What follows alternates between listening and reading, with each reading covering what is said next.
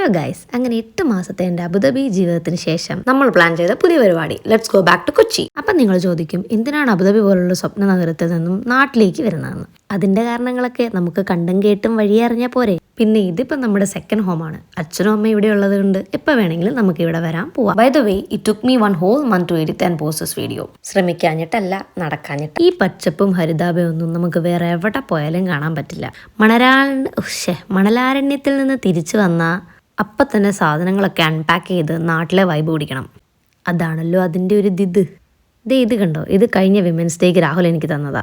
നാട് വിട്ടേ പിന്നെ മഴ കാണാൻ പറ്റാത്തതിന് നല്ല വിഷമം എനിക്കുണ്ടായിരുന്നു. അത് മാറ്റാൻ വേണ്ടി മഴ എനിക്ക് വേണ്ടി പെയ്തിങ്ങ് ഇറങ്ങി. പിന്നെ നമ്മൾ വന്ന് ദിവാലി വീക്കിലായിരുന്നത് കൊണ്ട് മില്ലേനിയൽസിൽ പോയി നല്ല അടിപൊളി ഒരു ദിവാലി പാർട്ടിയൊക്കെ അങ്ങ് ആഘോഷിച്ചു. ഇത് രാഹുലിൻ്റെ ബെസ്റ്റ് ഫ്രണ്ട് ഷാലിക്കും ഷാലിക്കിൻ്റെ വൈഫ് സനാപ്പയും. അങ്ങനെ കൊച്ചിയിൽ നിന്ന് കോട്ടയം എത്തിയപ്പോഴേക്കും നമ്മുടെ വൈബ് അങ്ങ് മാറി. നല്ല നാടൻ കരിമീൻ പൊള്ളിച്ചതും ബീഫും ചോറും പിന്നെ എൻ്റെ സ്വന്തം റൂമും. അപ്പോൾ ബാക്കി വിശേഷങ്ങൾ അടുത്ത റീലിൽ.